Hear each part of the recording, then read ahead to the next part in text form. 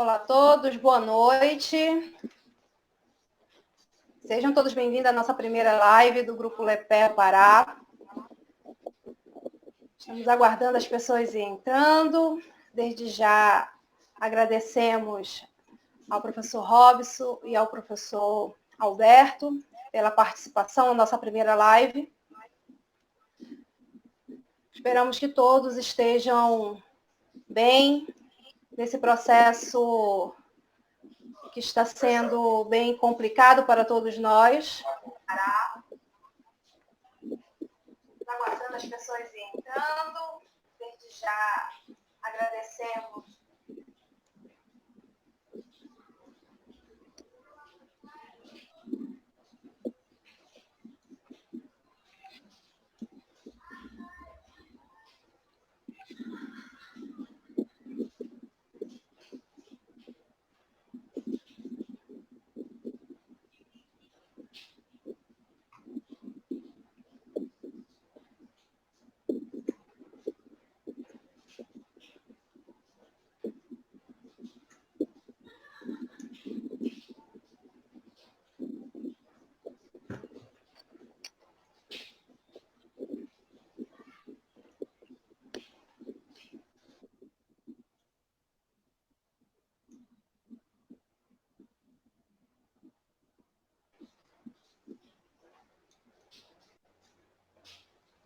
Olá, Helder, seja bem-vindo à nossa live.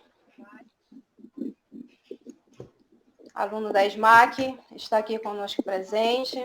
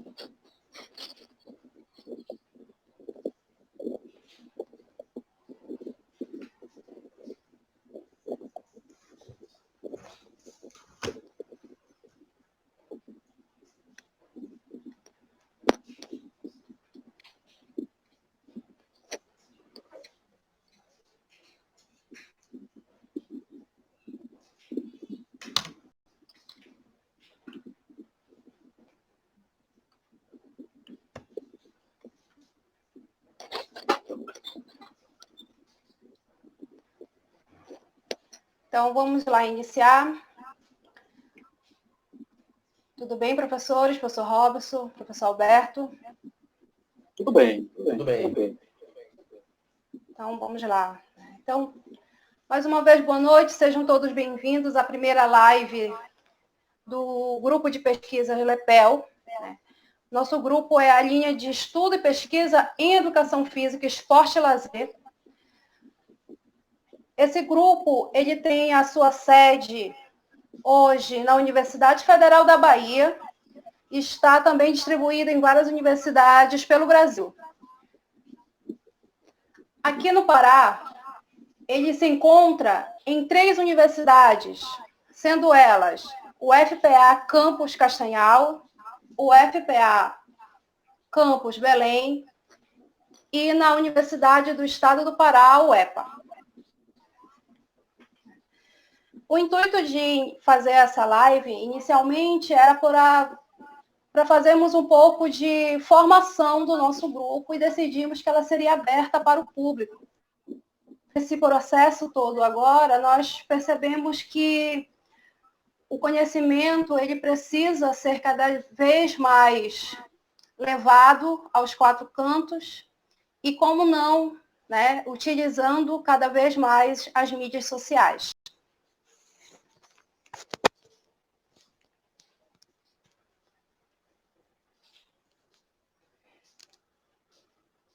Todos estão me ouvindo?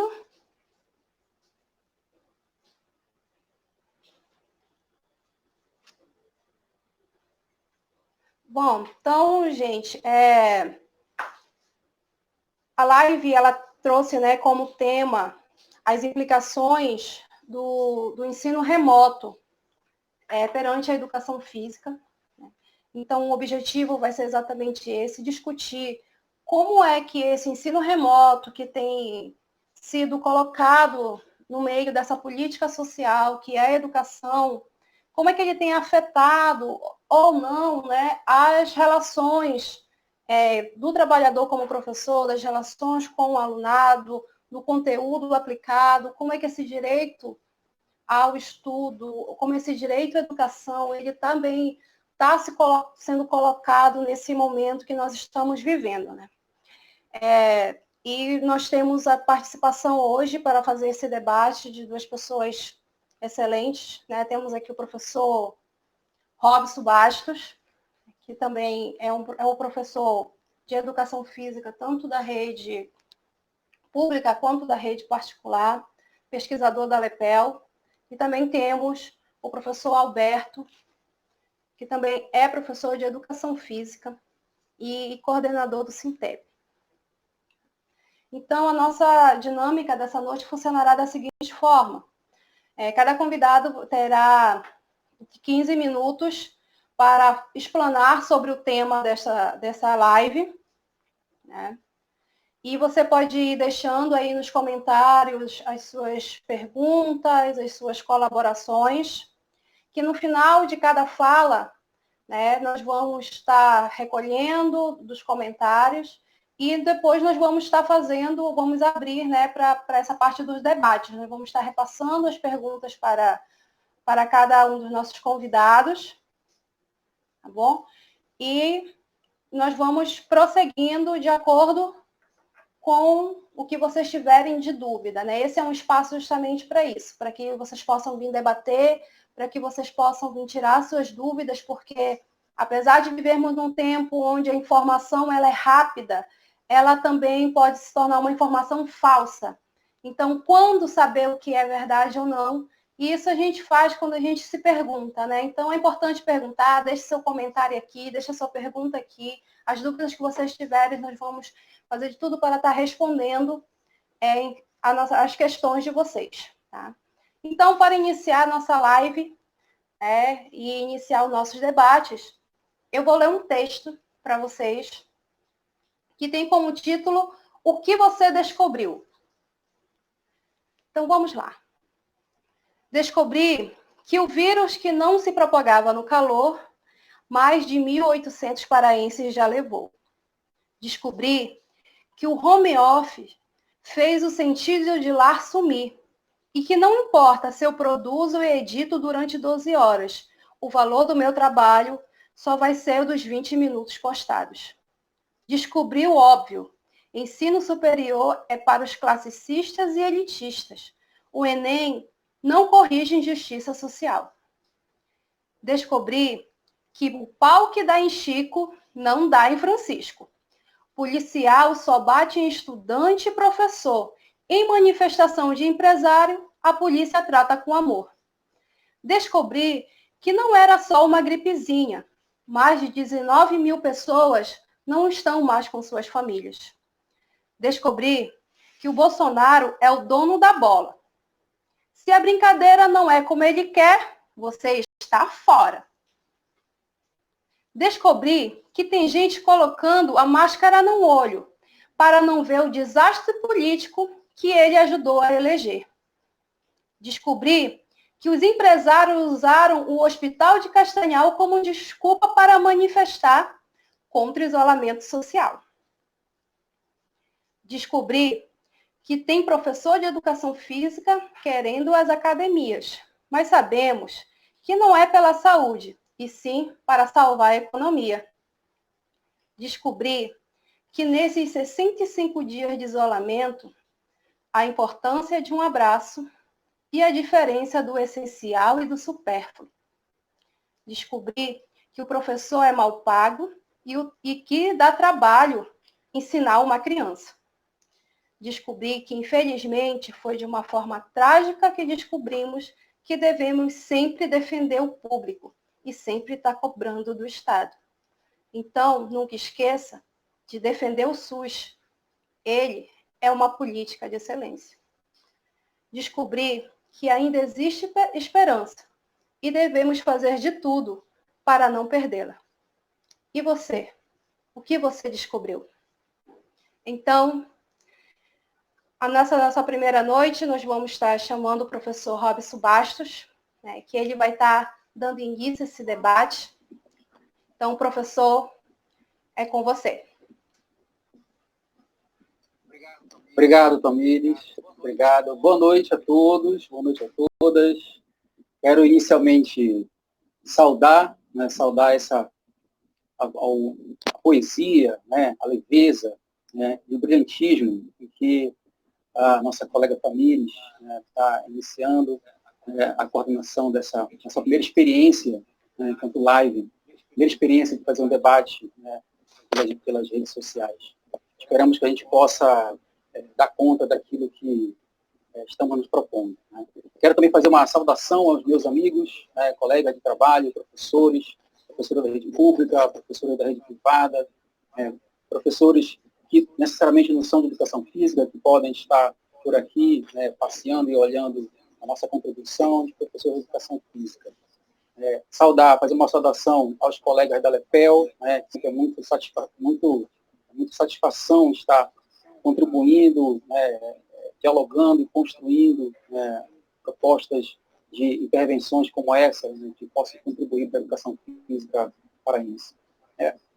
Saudar ao camarada Alberto, né, companheiro, camarada histórico, né, fomos contemporâneos de formação, né, hoje tenho muito orgulho de vê-lo, né, à frente de um sindicato, nosso maior sindicato dos trabalhadores da educação do estado do Pará. E quero iniciar fazendo o diálogo com a temática, né, sobre o ensino remoto, as implicações no trabalho do professor, né, fazendo as seguintes considerações. Né? E, primeiro, entender que não tem como falar do ensino remoto sem considerar, né, que a educação física, como eu dizendo, a educação, o esporte, o lazer, são direitos sociais. Né? São direitos sociais e é um dever do Estado garantir o nosso acesso a essas práticas culturais. Né? E que a educação física ela é um componente curricular obrigatório na educação escolar. A gente está tratando aqui especificamente sobre educação escolar, vamos falar sobre educação física na educação escolar, tanto na rede pública quanto na rede privada, mas dando ênfase aí para a rede pública, que é onde a gente, nosso campo de luta, a nossa defesa, né? Mas vamos tentar fazer um diálogo também com a educação física no escolar, mas é importante fazer esses apontamentos. Né? Esses direitos que vêm sendo atacados, né, permanentemente, não só pelo governo Bolsonaro, né, a educação, sobretudo a educação pública, vem sendo atacada ao longo de décadas, né, sobretudo a partir das políticas neoliberais que vêm sendo construídas, né, e que hoje está sendo baseada em uma lógica, em uma agenda, melhor dizendo, ultraliberal, né? Com base, sobretudo no governo atual, né? É uma base fascista, machista, racista e homofóbica. Então, é importante de poder situar que a educação física ela não está isolada desse contexto. A educação física ela compõe, ela faz parte desse processo. Ela se estabelece nesse diálogo. Né? Então, não dá para a gente fazer uma relação, um debate desse porte, se a gente perceber também essas relações. Também não podemos falar do ensino remoto, das implicações disso no trabalho do professor de educação física, sem considerar os limites impostos pela emenda constitucional 95, né, que foi aprovada ainda em 2017 pelo governo Temer, né, a chamada PEC da morte, né, que congelou gastos, assim dizendo, né, entendendo a educação enquanto gasto, não como financiamento. Devemos considerar também a reforma trabalhista, né, a reforma da Previdência e a lei da terceirização, que vai estar como pano de fundo e garantindo aquilo que hoje a gente percebe na condição, na precarização do trabalho dos professores, né? E aqui a gente está falando sobre educação, sobre o trabalho de professores de educação física. Também não podemos deixar de considerar, né, a reforma do ensino médio, né, que vai limitar aí a educação física nesse nível escolar, né? Ela não desobriga a educação física no ensino médio, mas ela limita a educação física no ensino médio, provocando redução de carga horária, provocando rebaixamento de salário. Não podemos deixar de considerar a Base Nacional Curricular Comum para a educação básica e para o ensino médio, que também está posto nesse processo. E também não podemos deixar de considerar o projeto de escola sem partido, que apesar de ter sido aprovado, ainda está aí, né, nos Assembleias. E, por fim, não podemos deixar de considerar que também a educação à distância, que não é a mesma coisa que o ensino remoto, né, ela é uma proposta, né, neoliberal de educação que vem se expandindo no Brasil já nas últimas décadas, né, sobretudo de maneira bem enfática na formação de professores. Bom, eu pensei em desenvolver a minha contribuição nessa live, que fala sobre as implicações do ensino remoto no trabalho do professor de educação física, a partir de três aspectos centrais, né? Que é a especificidade do ensino remoto, falar um pouquinho sobre o que é o ensino remoto, como ele se constituiu, os seus limites para a educação da classe trabalhadora, o que ela apresenta para a classe trabalhadora hoje, né? E as implicações no trabalho do professor de educação física. Em função do tempo, eu não vou falar nesse momento das alternativas, né, das perspectivas que a gente tem de luta e superação. Vou deixar isso para o debate, para que a gente possa qualificar ainda mais a contribuição referente a isso, não fazer nada muito corrido nesse primeiro momento. Bom, então o ensino remoto, ele é uma proposta, vamos dizer, que é emergencial, né, é temporário e que não é regulamentada. Então, a gente percebe que há muito discurso de associando o ensino remoto, né, à educação à distância. Não é a mesma coisa, né? Ensino remoto não é a mesma coisa. Não é uma proposta regulamentada como a própria ensino à distância. Uma proposta que é garantida por uma portaria, né, que é a portaria 347 do Conselho Nacional de Educação, constituída 17 de março de 2020, né? E por ela não ser regulamentada, a gente precisa considerar que ela não pode ser utilizada como uma carga horária obrigatória no ensino regular, né? O que a gente percebe hoje, sobretudo no ensino privado, é que ela está se constituindo enquanto uma carga horária obrigatória, né? É importante a gente considerar esses aspectos da diferença entre o ensino remoto e a educação à distância. Ela vai se assemelhar à educação à distância no que se refere ao uso da tecnologia, né, das ferramentas que estão postas hoje, né, para a sociedade, a respeito que se chama de TICs, né, onde há o diálogo entre professor e aluno. Esse aspecto apenas é que assemelha o ensino remoto à educação à distância. A educação à distância, para você ter uma clareza sobre as diferenciações, né, ela foi instituída por um decreto do Conselho Nacional de Educação, o decreto 9.057. Ela vai instituir algumas características importantes. Primeiro, o apoio de tutores, né, que se relaciona com os alunos de forma atemporal, ou seja, não é um horário regular, né, são horários pré-estabelecidos. A carga horária é diluída em diferentes recursos midiáticos, então você pode ter diálogo por e-mail, tem a plataforma, né, tem o momento que é presencial, né, não pode deixar de ter um momento presencial, tem um polo, onde o aluno precisa se deslocar para poder se encontrar com o tutor ou com o professor, para poder estabelecer um diálogo presencial. O acesso às atividades deve ser de acordo com a disponibilidade do aluno, né, ou seja, não há necessidade de uma frequência em um determinado horário, como se a atividade remota ela vem sendo constituída, né?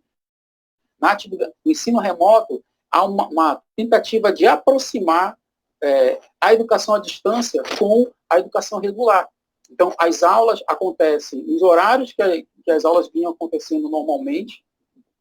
O horário que o professor deveria estar na sala de aula, ele tem que estar naquele horário, o aluno vai fazer parte do diálogo com o professor naquele horário que era destinado à aula anteriormente. Então, a gente vai perceber que há essa aproximação, essa tentativa de aproximar o ensino regular daquilo que se tem como referência do ensino à distância. Né? Nesse processo, há um entendimento que há uma redução, reprodução do que acontece em vários outros aspectos. Por exemplo, a própria avaliação. Né? A avaliação ela é instituída de maneira regular, como se estivesse acontecendo o ensino à distância. Bom, e a gente vai perceber também a utilização de plataformas digitais, uso de e-mails, redes sociais, software como Skype, Zoom, dentre outros, a utilização de lista de frequência, né, e a implementação da avaliação. Tudo isso acontecendo de maneira desregulamentada, né, porque o ensino remoto não é uma modalidade educacional como a educação à distância, né, e ela está acontecendo de maneira excepcional, né, emergencial. Então, ela não pode ser tida como uma atividade regular que acontece durante a atividade educacional regular. Isso está acontecendo de maneira bastante presente na educação privada, na educação pública. No estado do Pará ainda não temos essa prática, mas em outros estados, como São Paulo, Minas Gerais, Goiás, já vem se implementando experiências relacionadas ao ensino remoto na rede estadual. Né? No Pará, a SEDUC ela vai implementar o projeto Todos em Casa pela Educação, né? Que ela vai se constituir através de aulas sendo expostas na TV Cultura. Então, se vocês já perceberam, já acompanharam, em algum momento isso tem acontecido.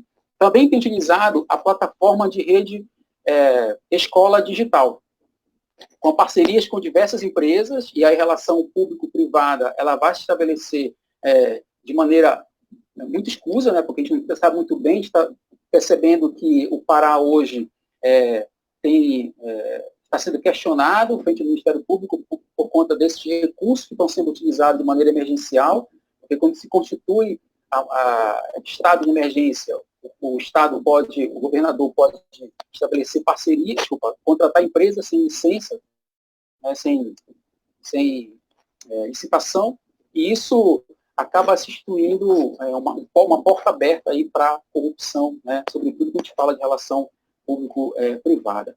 Então, essas parcerias, elas são estratégias, né, que tendem a acompanhar, faz com que o aluno possa acompanhar sem a proximidade da escola. Né? E aí, esses elementos eles vão dar para a gente algumas peculiaridades que pode causar alguns problemas relacionados ao desenvolvimento da educação, né? Que a gente vai chamar de as consequências para o desenvolvimento educacional da classe trabalhadora. Que consequências esse modelo de ensino que a gente está vivendo hoje de maneira excepcional está sendo posto para a classe trabalhadora? Como é que isso pode estar sendo pensado para depois, após a pandemia? Bom, o que, de fato, a gente percebe de imediato é a exclusão dos alunos por conta do não acesso à internet, né? E a consequente evasão do que pode vir promover com a seleção por conta dessa condição de não acesso à internet, né? Essa condição do aluno, essa condição social de não ter acesso a essa tecnologia vai provocar o que chama de darwinismo social, né? Há uma dificuldade de poder ter acesso a isso. Eu sou professor de privada e eu percebo que grande parte dos meus alunos não conseguem ter acesso a esse momento da aula remota, não conseguem ter acesso à plataforma que é instituída pela instituição, né, por conta da qualidade da internet. Muitos alunos e professores não têm computadores em casa, né, não conseguem acessar ou usar plataformas digitais. Aí eu busco aqui um dado, né, do IBGE de 2018, né, por meio do PNAD, que vai revelar que no Pará, 30% das famílias não têm acesso à internet. 30% das famílias representa milhões de pessoas, né? Em consideração que o Pará hoje tem 8.500 pessoas, mais ou menos, né? 30% em torno de quase 3 milhões de pessoas, né? Milhões de pessoas não têm acesso à internet. Isso, o Pará inteiro, se a gente for fazer uma divisão entre a região metropolitana, capital, região metropolitana, ao interior, esse índice, com certeza, vai aumentar significativamente. Na região norte, o Pará, comparado a Amazonas e Amapá, é o estado que as famílias menos têm acesso à internet. Olha só, o Amazonas, 24,4% da família não tem acesso à internet. No Amapá, 21, é menos ainda, 21,6% não tem acesso à internet. No Brasil, os países, os estados que têm, onde esse quadro é bem diferenciado, é na região sul e centro-oeste, né? Desculpa, sudeste e centro-oeste. No Rio de Janeiro, esse índice diminui para 14% e no Distrito Federal, 5,9% das famílias não têm acesso à internet. Então, se a gente for falar na realidade paraense, né, na relação do ensino remoto com a realidade paraense, a gente vai estar enganando, né, a população, enganando os alunos, porque uma grande parte da população, dos alunos, não tem acesso à internet. Muitos gestores educacionais e donos das escolas privadas não estão considerando essa conjuntura, né? E aí estão obrigando, que professores e alunos se relacionem, desenvolvam a educação perante essa proposta de ensino remoto.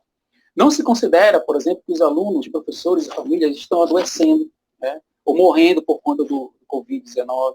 Né? Hoje no Pará, dados foram divulgados hoje pela CESPA, né, 20.500 pessoas foram infectadas com o Covid, né, e 1.893 óbitos. O que significa, né, essa conjuntura? Né? Não se considera que as pessoas estão ficando sem emprego, né, passando por dificuldades financeiras.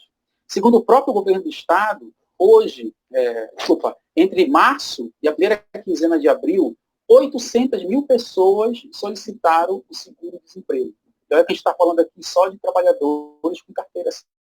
Isso representa uma diferença do mesmo período do ano passado de mais de 50 mil pessoas.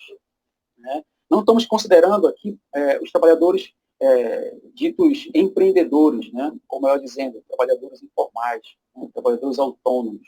E no campo da educação física, isso é muito grande. Né? É muito grande a quantidade de trabalhadores da educação física que não estão tendo acesso ao concurso público, não estão tendo acesso à escola, estão sendo obrigados a trabalhar de forma autônoma, com assessoria, vendendo seus trabalhos de maneira precária em espaços não escolares. Não se considera o adoecimento mental de professores e alunos em função da pandemia. Além disso, os pais estão se vendo na obrigação de atuar como tutor, né, acompanhando os seus filhos. Né? E muitos pais são professores, né, que têm que dar aula remota, né, e tem que acompanhar o seu filho que está tendo aula remota. E, às vezes, na sua casa tem um computador. Né? E, às vezes, o professor é casado com uma professora que tem que também dar aula nesse sistema remoto, né, e acompanhar seu filho. E tem um serviço doméstico em casa acompanhando. Então, vejam a loucura que isso acaba acontecendo nas residências. Né? Essa estratégia de ensino pode provocar um rebaixamento dos conteúdos, por conta das condições às quais as aulas são ministradas, e do tempo excessivo dos alunos à frente dos celulares ou do computador.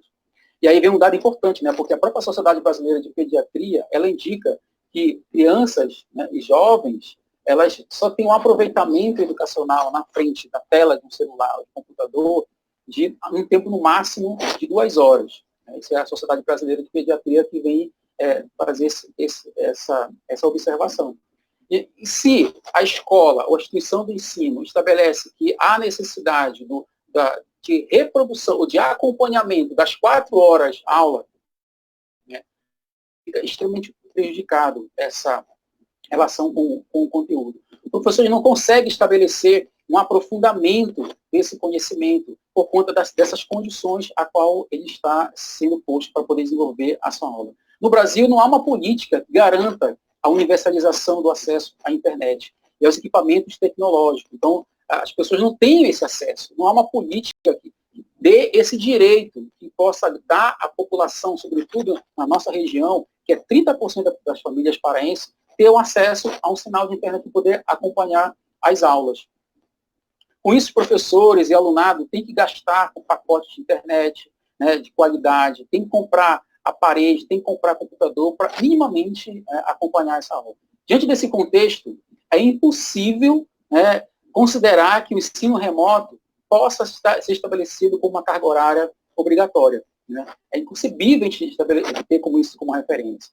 Quais as implicações disso no trabalho do professor de educação física? Como é que isso implica? Né? O trabalho do professor como um todo, mas especificamente o professor de educação física, que está presente nesse contexto de pandemia. Né?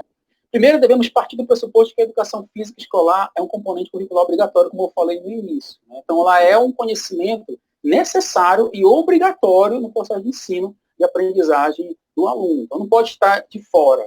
Né? E a gente vê um processo aí de desvalorização desse conhecimento, dessa área de conhecimento. Na educação brasileira, a educação física brasileira é desenvolvida a partir de diferentes concepções. Né? Então, nós temos aí a cultura corporal, atividades corporais, educação pelo movimento, atividade física relacionada à saúde, dentre outros. Independente da concepção de educação física que você tenha como referência, né, a gente compreender que a dinâmica pedagógica que desenvolve na escola, ela se estabelece uma relação permanente entre teoria e prática. Né? Até aquele professor que tem como uma referência uma concepção de educação física altamente tecnicista, tem como uma referência ao desenvolvimento da prática, né, da educação física. Na perspectiva da cultura corporal, que é a referência a qual eu tenho como perspectiva da educação física, essa relação entre o conhecimento e a prática, ela se dá permanentemente. Então, como é que eu posso trabalhar com os conteúdos da educação física, o jogo, a ginástica, o esporte, a dança, as aulas, né, nessa perspectiva do ensino remoto? Né? Há um limite nesse processo. Né? Com o ensino remoto, o desenvolvimento pedagógico sobre os conhecimentos da educação física na escola ficou limitado a informações. Né? Não há um aprofundamento, né, desses conteúdos. Sem o devido aprofundamento desses conteúdos, né, fica baseado o quê? Na reprodução. Né? Porque a gente percebe que hoje os professores de educação física, eles são obrigados a utilizar os equipamentos que tem em casa, né, que a gente não leva para casa bola, a gente não leva corda, a gente não leva cone, né, a gente não leva livros que está na biblioteca, a gente não leva som, a gente não leva data show que está na escola. Então a gente pega os equipamentos de casa para poder fazer uma aula, né, que na verdade é uma adaptação, é uma improvisação para que isso possa se constituir com uma aula. Tamires, quanto tempo tem? Tamires, quanto tempo tem? Está faltando? 2 minutos. Ok. Vou dar uma corrida aqui. Então, nesse contexto, estamos vivendo uma categoria, né, improvisar as aulas de educação física. Estamos vendo professores adoecendo, sendo obrigados a se expor, né, fazendo vídeo, postando na internet, né, com publicações, né, que são acompanhadas pelos pais, acompanhadas pelo chefe imediato, pelo diretor da escola. Né. Isso tem provocado um adoecimento na categoria, ansiedade, por conta da frustração diante da dificuldade de produzir conteúdo, por meio de um mecanismo que não recebeu formação para isso, formação adequada.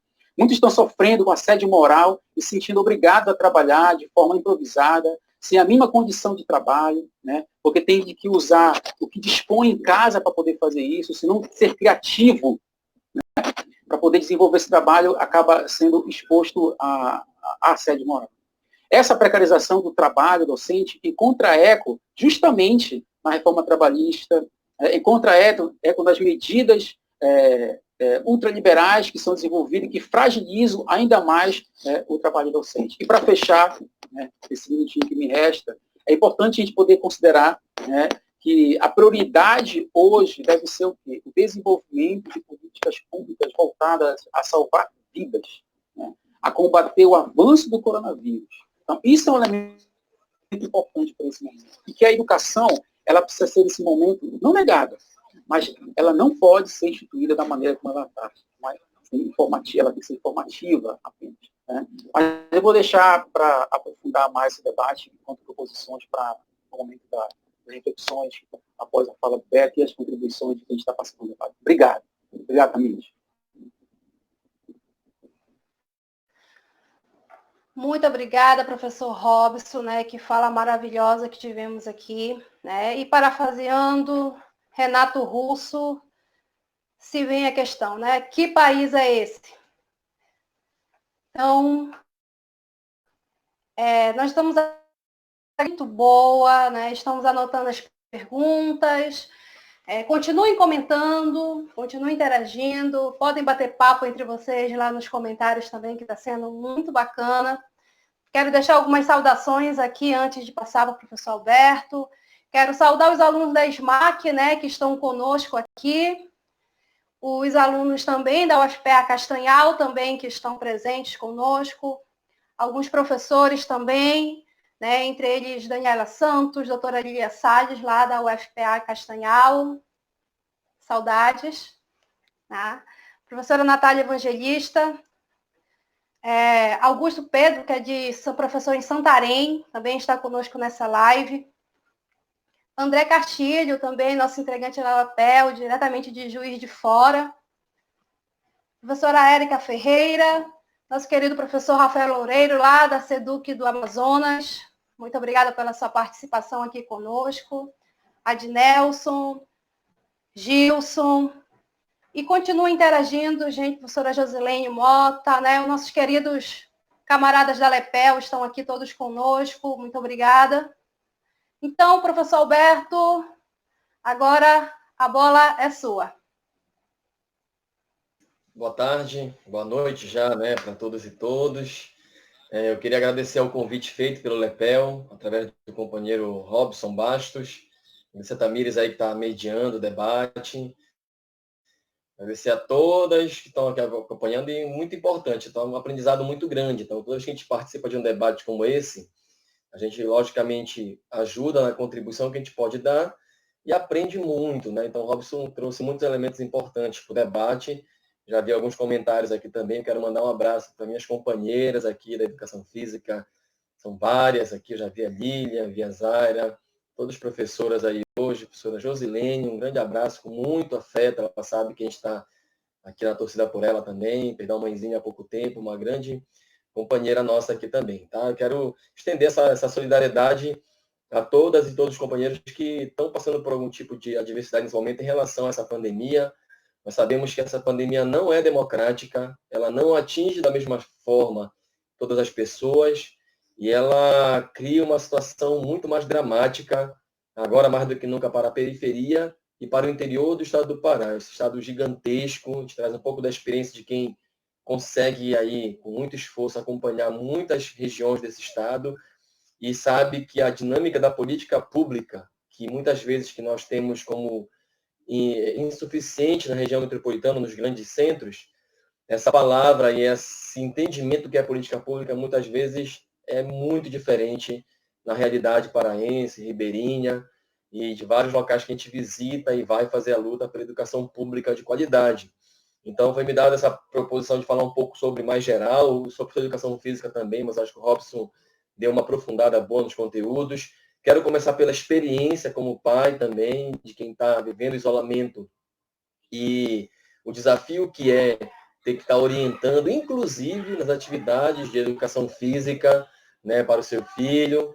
Eu tenho um filho aqui, 9 anos, e uma dificuldade muito grande de a gente continuar construindo ferramentas, propostas, jogos, porque é uma situação de isolamento que está levando ao adoecimento tanto as pessoas que estão isoladas, sendo forçadas a trabalhar, muitas delas nessa política da educação à distância ou remota, e nós temos um prejuízo também para os alunos, né? Eu, particularmente, a gente já vê o estresse e a falta de desempenho já na própria molecada, que o meu filho tem recebido algumas atividades, nesse período todo já tem sido muito difícil. E olha que eu estou em casa com as tarefas, claro, domésticas também, mas dando suporte. E nós falamos isso dentro de uma realidade, como eu disse aqui, que é muito desigual da pandemia, que ela não é democrática, porque nós temos no Pará metade da força de trabalho fora desse mercado formal de trabalho.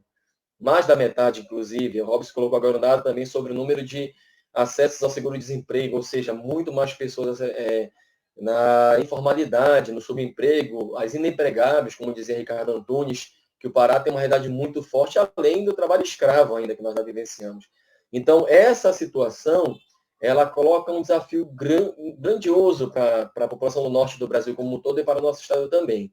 E aí, falar em educação pública, o direito à educação que nós defendemos cotidianamente com uma bandeira de luta, é desafiador num processo excepcional como a gente está vivendo, da pandemia, dos problemas que a gente tem vivido aí, do acúmulo de perdas, de óbitos, e como eu disse, como ela não é uma infecção democrática, como muita gente achou que era, porque atinge todo mundo, ou porque veio da classe rica, agora ela chegou na parte da carne mais barata do mercado, como diz, né, a poesia, que é a carne negra, que é a periferia. Então, a luta pela sobrevivência é muito mais pesada, né? A gente conhece essa nossa realidade que a gente vive nesse meio também na escola pública, trabalhando e sendo também filho dessa classe trabalhadora. Pediram para falar um pouco sobre essa questão da educação como direito social. Acho que o Robson explanou bastante aqui, né, educação pública especialmente, e que a gente está vivenciando. Mas eu queria já dar um salto rapidamente para alguns temas e vou intercalando aqui algumas discussões que foram propostas. Uma delas é sobre a questão da educação à distância. Desculpem, falei um pouco o meu áudio aqui. Tinha tocado sem querer. Então, da educação à distância, que foi colocado aqui. Eu queria contextualizar rapidamente uma situação. Né? Robson colocou sobre o nosso problema, que não é de hoje, na educação pública, que é uma precariedade grande há muito tempo. Darcy Ribeiro já dizia, né, há 40 anos atrás, que a crise na educação não é uma crise, é um projeto. Assim como uma crise que nós vemos política, é um projeto estabelecido genocida por parte desse governo federal, completamente ensandecido na perspectiva mesmo da morte, da violência, da intolerância.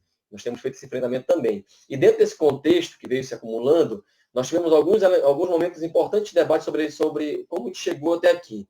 Em 2014, até 2014, nós fizemos muitas conferências nacionais, estaduais, municipais de educação, e um debate muito forte sobre a principal referência do ponto de vista de consolidar uma política pública de educação efetiva, que ela se lastreia pelo financiamento da educação.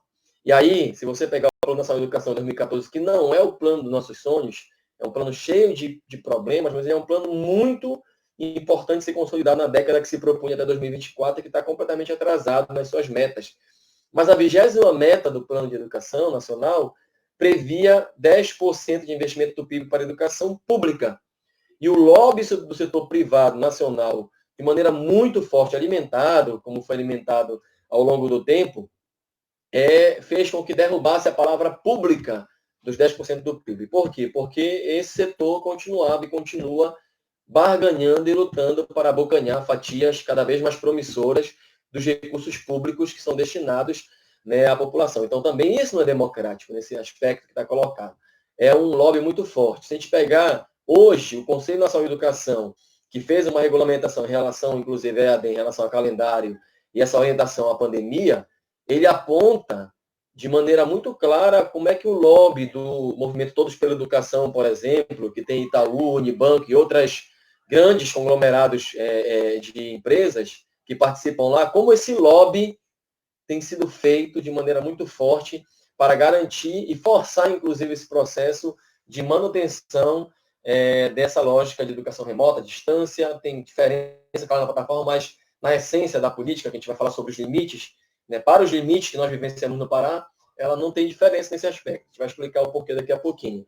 Então, esse lobby, ele é muito forte dentro do processo que está colocado do Todos pela Educação e que está ali recheado dentro do Conselho Nacional de Educação nesse processo. Então, em 2014, abriu-se novamente esse espaço para que o investimento fosse feito na educação privada, o recurso público destinado ao setor privado, que está lastreado aí por essa discussão, grandes grupos, como Anhanguera e outros grupos que estão colocados. Em 2016, na reforma do ensino médio, já houve a abertura da previsão para a educação à distância no ensino médio, e isso era uma coisa que vinha sendo produzida e trabalhada a partir nessa lógica do MEC, só para a gente entender. O secretário-geral do MEC, na época, era o ex-secretário de Educação do Amazonas, onde tem 50% da população em Manaus e 50% no resto do estado, né? E lá eles trabalhavam com uma lógica do Sistema Educativo Interativo, que é o SEI, que inclusive a gente combateu aqui no Pará com muita veemência, nosso sindicato tem combatido.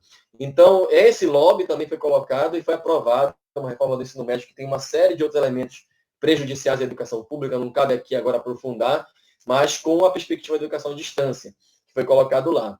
E agora a gente vivencia esse momento da pandemia, essa forçação de barra dos empresários brasileiros em relação à volta. Não é forçoso dizer, nós vimos comentários de vários grandes empresários, Roberto Justus e outros empresários, sobre vão morrer só 15 mil, é um sacrifício necessário, a economia não pode parar, se para a economia morre mais gente. Enfim, uma série de comentários. E agora, o presidente da XP, esqueci agora o nome, que disse claramente isso, olha, os ricos já deu, já chegou no limite da pandemia, agora é para os pobres. Né? Então, ele foi muito, embora cruel, muito franco, né? Muito honesto até na posição lamentável de olhar para a classe trabalhadora, aquela discussão do CNPJ e CPF. Né?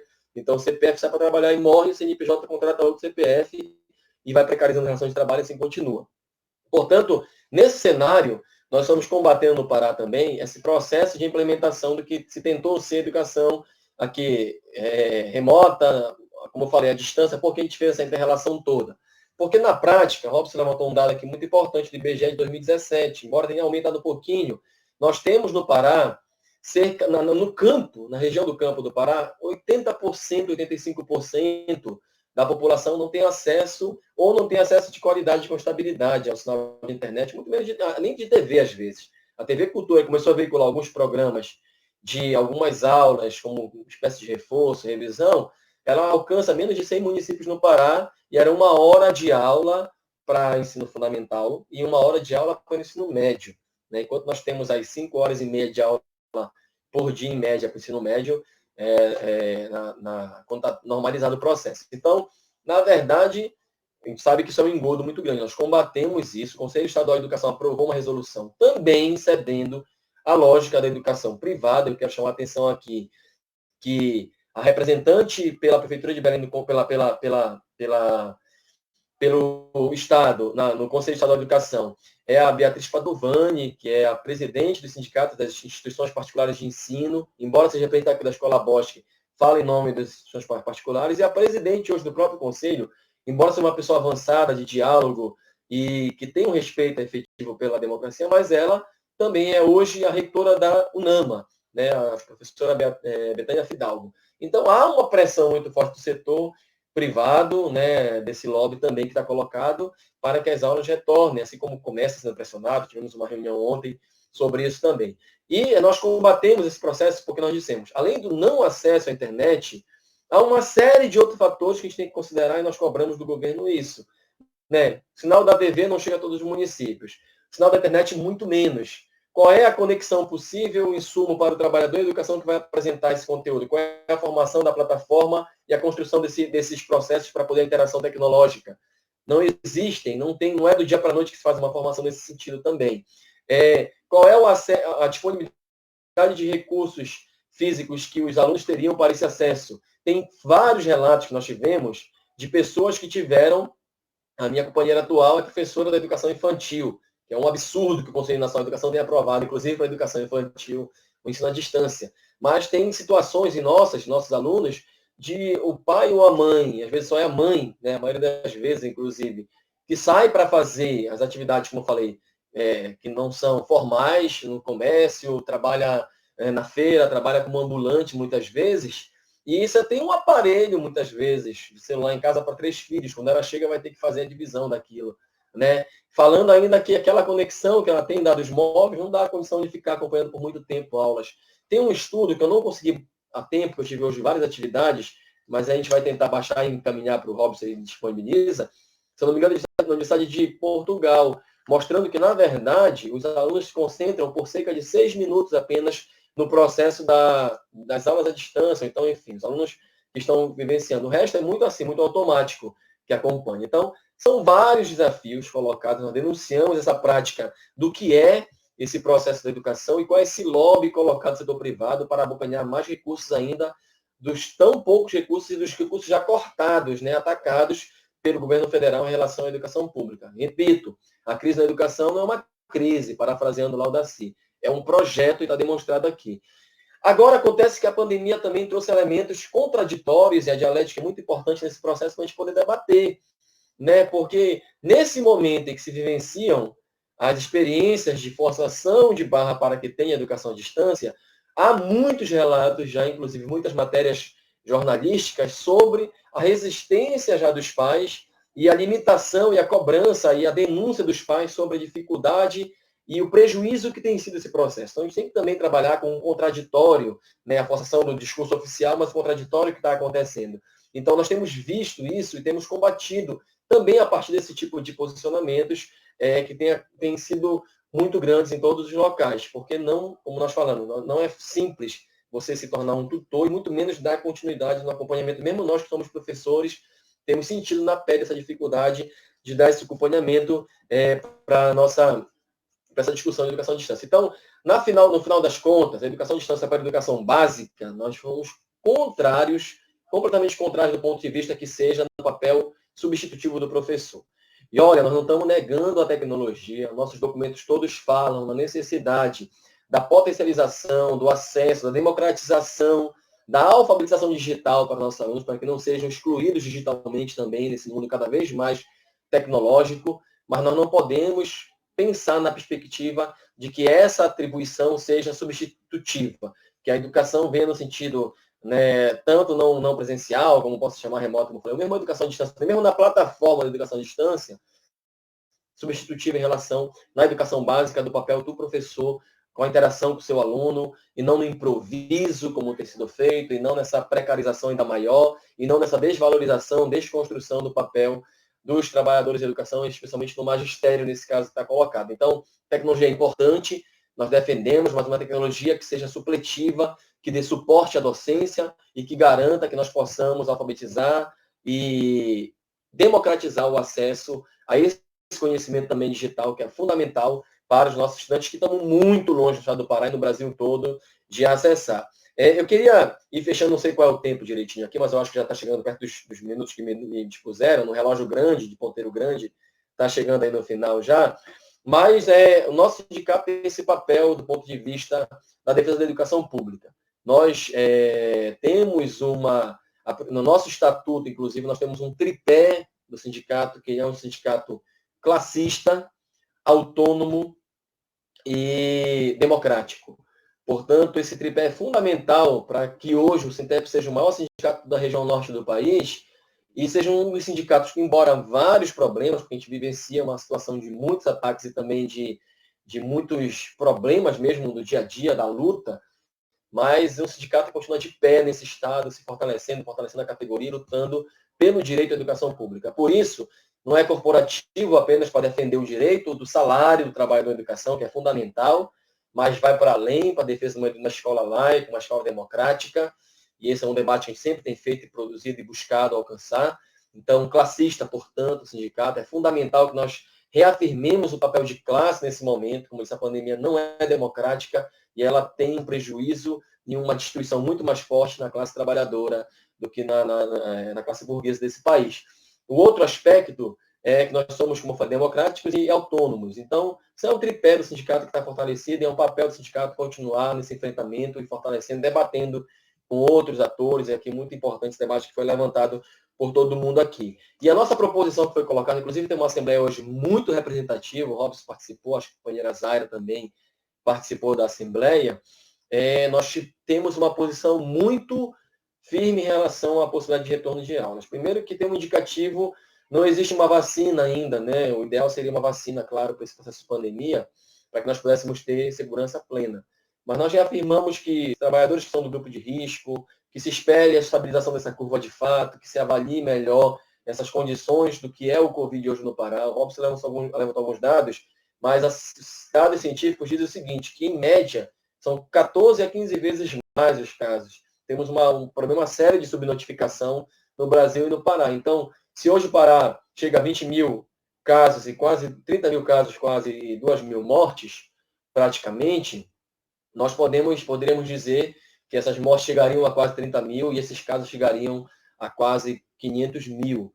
E olha só o que a gente está falando. Os estudos científicos dizem também que tem que chegar a 70% mais ou menos de contaminação para se estabelecer uma estabilização, um platô, né, como chamam, do problema da pandemia. Nós temos 7 milhões, 8 milhões de habitantes, então nós teríamos que chegar a quase 4 milhões de paraenses infectados. Então tem muita gente aí que sofreria e sofrerá se nós não tivermos uma política de isolamento, de lockdown, de fortalecimento de uma economia, de uma renda básica, que nós estamos lutando nacionalmente aqui no Pará também. É papel do governo agir na perspectiva da renda básica para manter o máximo possível as pessoas sem esse convívio, sem essa aglomeração, porque o sistema se demonstrou colapsado. Belém, mesmo com uma redução pequena do número de casos, do ponto de vista do que foi há 2 semanas atrás, ainda tem aí 95% dos leitos ocupados de UTI. Significa isso que muito próximo de um colapso ainda na rede pública e privada também de saúde. Então, a nossa posição em relação à volta é uma previsão para agosto, nós defendemos com o governo do estado de volta às aulas, projetar isso, claro, avaliando os dados que vão se desenrolar daqui até lá, fazer todo um processo de levantamento da CPC das escolas, uma volta paulatina em rodízio das aulas, uma garantia de desvinculação do calendário letivo do calendário civil, que tem uma pressão muito forte. O ADIENEM foi fundamental, não foi ainda o que nós queríamos, mas já teve mais um fôlego aí, nós vamos lutar para que seja mais ainda, para que não prejudique especialmente os alunos da escola pública, os que não têm acesso à conexão, os que não tiveram condições de se preparar também até aqui. Mas esse calendário se comprime muito, especialmente pela pressão, como eu falei, do setor privado, que tem feito muito grande aí. Então, nós queremos uma desvinculação desse calendário que está colocado no civil para o calendário calendário letivo e que se estenda isso até, pelo menos, o nosso calendário até o ano que vem, para que possa se ter condições de uma retomada com segurança das aulas, com equipamentos de segurança nas escolas, que é uma coisa, um desafio, já que as escolas nem água muitas vezes têm, nem estrutura para no banheiro tem. A gente tem feito esse debate de maneira muito forte e incisiva junto ao governo do estado.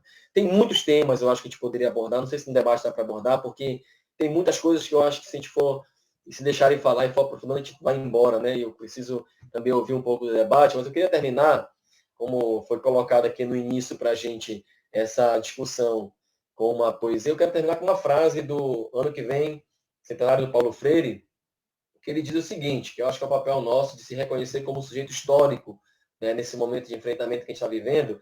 E ele diz: minha presença no mundo não é a de quem nele se insere, é a posição de quem luta para não ser apenas objeto, mas sujeito também da história. Então, que sejamos nós todos sujeitos, né, construtores, intelectuais orgânicos, do ponto de vista gramsciano, essa história que a gente está construindo e está enfrentando um dos momentos mais difíceis, mas com essa articulação, com esse debate, eu acho que com formação a gente vai conseguir atravessar essas tempestades. Bom, eu fico para o debate aqui um pouquinho depois.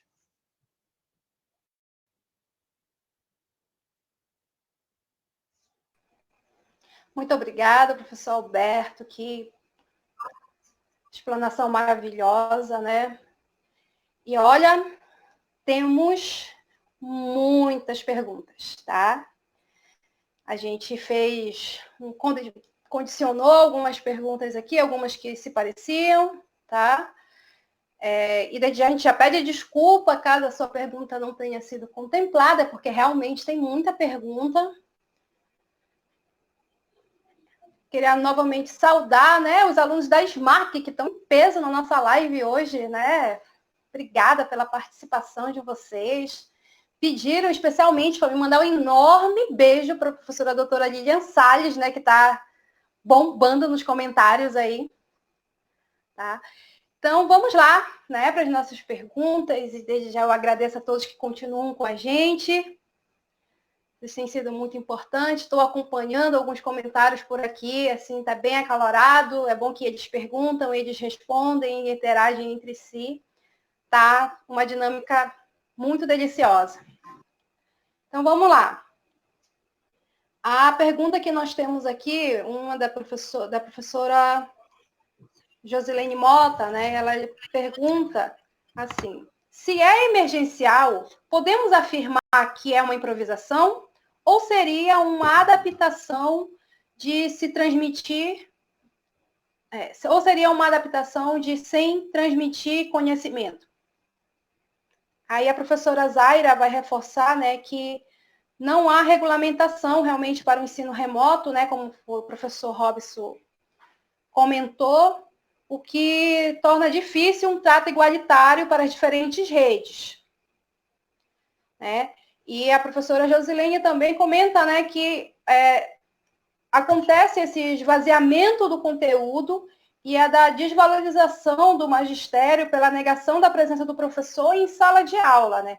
Que também vai trazer alguns comentários de algumas pessoas que estão tendo essa experiência, que do dia para a noite acabamos virando blogueirinhos, acabamos virando os YouTubes, e a gente não tinha essa dinâmica, né, nesse momento da nossa vida, e do dia para a noite acordamos que tínhamos que aprender a editar um vídeo e, ao mesmo tempo, gravar um conteúdo e saber como é que esse conteúdo ia ser passado sem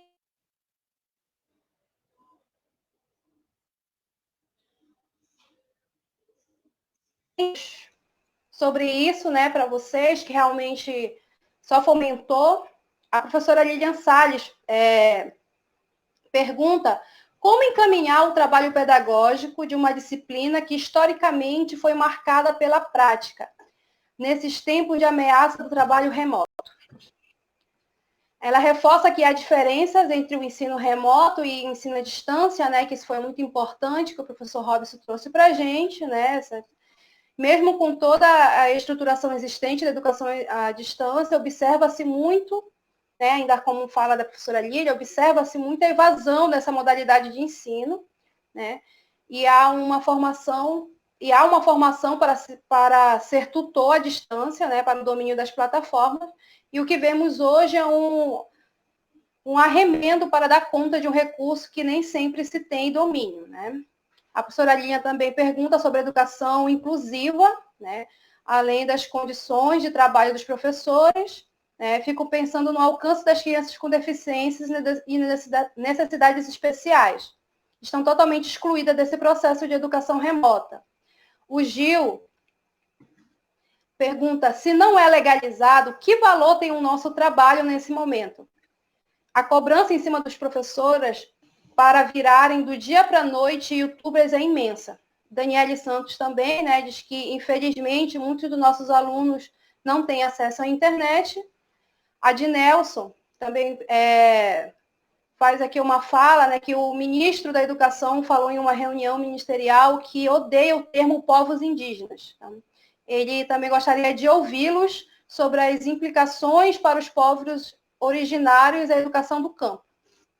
A professora Bianca Soeiro comenta que é difícil ter EAD ou ensino remoto nas escolas públicas do estado do Pará. Né? Ela e Gil, né, também comentam sobre a pressão que os professores estão sofrendo fortemente. O professor André Castilho, né, nessa linha, pergunta como os professores podem enfrentar o assédio feito pelas instituições privadas em obrigá-los a realizar o trabalho remoto. Eu particularmente te respondo, André, que o que eu fiz foi ser demitida, né, porque eu não aceitei ser pressionada pela minha patroa, então eu fui para a rua, né? Foi isso que aconteceu no meu caso, né?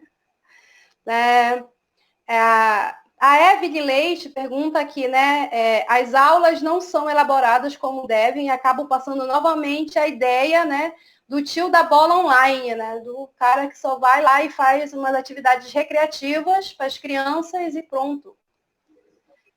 Natália Evangelista também aqui, né? Essa cobrança sobre os professores para dar conta dessas novas ferramentas tecnológicas implica também na desconstrução da identidade docente da noite para o dia e na precarização do trabalho desses professores.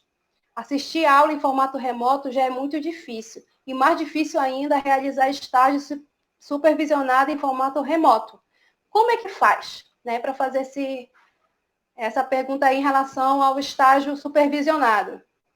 Importante a questão sobre essa parte do estágio supervisionado, né, que as pessoas têm perguntado como é que faz também nesse período de ensino remoto. O professor Rafael Loureiro, também, né, lá diretamente do Amazonas, pergunta, fala que o trabalho do docente nas aulas não presenciais é intensificado, submetendo os professores e principalmente as professoras a dupla ou tripla jornada de trabalho, né? Aqui tem uma pergunta, né, que é diretamente para o professor Alberto, né, que é da professora Josilene Mota, que ela pergunta: Beto, o CITEP tem avaliado os vídeos de aulas da SEMEC em Belém? Tem vídeo de 15 minutos para o ensino da educação física. Isso não seria caso de denúncia? Como negação de direito ao conhecimento científico? Né? Então, essas são aqui algumas das nossas perguntas que nós conseguimos condensar, tá? E aí a gente vai vendo como é que vai se dando a nossa dinâmica. Então, fica agora aí com os professores a responsabilidade aí de responder essas perguntas. Bom, eu posso começar, seguindo aí uma sequência do que Beto acabou de falar. Foram muitas perguntas, né, que foram colocadas, entendo que muitas foram considerações. Eu vou tentar dialogar aqui com algumas, com certeza não vou conseguir dialogar com todas, mas tentando fazer uma fala geral, né, para poder abarcar algumas, e eu acho que o Beto pode fazer diálogo com outras, né? Primeiro, a minha compreensão sobre essa relação da improvisação, adaptação, né? Primeiro, a gente precisa entender que esse processo que está sendo constituído para a gente, como se fosse uma modalidade de ensino, né, que não existia, que agora, de uma certa forma, acaba se compreendendo de forma equivocada, né? Muitos ainda já estão compreendendo que o ensino remoto ela é uma modalidade, né, mas de fato não é. Instituída, né, não se tem regulamentação para isso, não se apresenta uma estrutura, né, jurídica, organizacional, de como isso vai se desenvolver, isso acaba ficando sob a responsabilidade do professor, ou, melhor dizendo, da própria instituição, pensar juntamente com os professores, porque na portaria do MEC vai dizer que as escolas precisam planejar, se organizar junto com o seu corpo docente, como é que isso vai ser desenvolvido. Ou seja, cada escola vai fazer do seu jeito, né? A gente percebe que, de uma certa forma, há um diálogo, né, entre a categoria, há um diálogo entre os gestores, né, e buscam fazer aquilo que pode acontecer. Então, em certos momentos, é improvisação, em certo momento não deixa de ser uma adaptação àquilo que está sendo posto, né? O que é importante colocar é que, primeiro, não temos formação para isso, estamos aprendendo a lidar com isso, né? E segundo, que há uma cobrança exagerada para que, sobretudo no setor privado, né, para que essa relação entre a escola e o aluno não se distancie tanto, porque a escola está lidando com clientes, né? Não é só apenas alunos, está lidando com cliente, e que se o cliente não comprar aquele produto, que é o conhecimento imaterial, né, isso vai se distanciar desse cliente daquela empresa, né? Isso vai, logicamente, implicar no pagamento de mensalidade, que sem o auxílio do Estado, isso se torna precarizado. A manutenção dessa estrutura empresarial se torna precarizada. E, consequentemente, nessa relação de forças, quem vai perder mais vai ser o professor, que é o trabalhador, né? Então, ele se vê na obrigatoriedade, né, de fazer aquilo que ele tem domínio. Se ele não faz aquilo que ele tem domínio, ele está improvisando, né? Eu já vi muitos vídeos de colegas meus pegando o brinquedo do filho da filha, fazendo um circuito no corredor do apartamento, ou no pátio de casa, ou no quintal, fazendo atividades, né, e pedindo para que o aluno possa reproduzir, e pedindo ainda para que o pai possa ajudar o aluno a reproduzir, né? Então, está reforçando a lógica de uma improvisação, porque isso, de fato, não se constitui, né? Então, essa, para mim, como é que ela deve ser constituída? Ela deve ser constituída na perspectiva da informação, né? A escola ela não precisa perder o vínculo com os alunos, né, durante esse processo, mas não instituir uma relação próxima àquilo que acontece na educação regular, utilizando o ensino remoto como referência. Então, a título de informação, diálogo, para isso tem que ter também, na educação pública, políticas de acessibilidade a sinal de internet, a equipamentos, né? Agora, dentro de uma lógica a qual vivemos de um Estado mínimo, de discurso sobre o Estado mínimo, a gente vê isso de uma maneira muito mais difícil. É uma tarefa nossa, né? Enquanto classe trabalhadora, enquanto categoria de professores, categoria de alunos, né? Buscar e exigir que o Estado cumpra o seu dever, que é constitucional, né? Que é que dá a garantia à educação, ao esporte e ao lazer à população, né? Essas implicações, logicamente, elas vão se constituir para os povos originários, para a população quilombola, de maneira muito mais perversa, né? Porque a esses sujeitos, essa política, ela não chega de forma alguma, né? Quem está na região metropolitana, quem está nas capitais, né, já não tem acesso, não é à toa que o IBGE vai revelar, né, que quase 70% das famílias do estado do Pará não têm acesso à internet. Então, coloque nesse percentual, né, a população originária, a população quilombola, né, que, de certa forma, isso se constitui uma precariedade muito maior mesmo.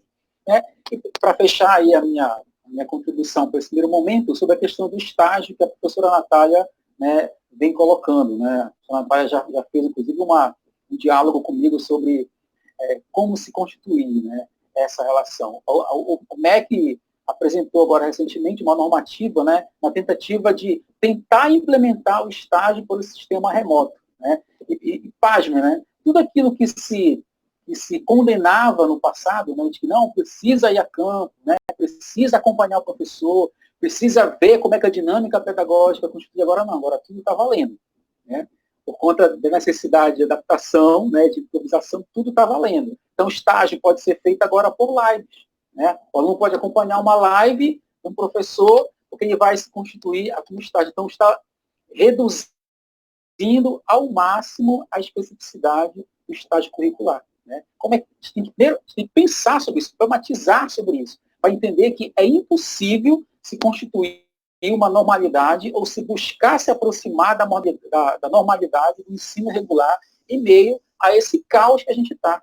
Né? A gente não pode pensar em desenvolver a educação, a formação de professores, né, na normalidade.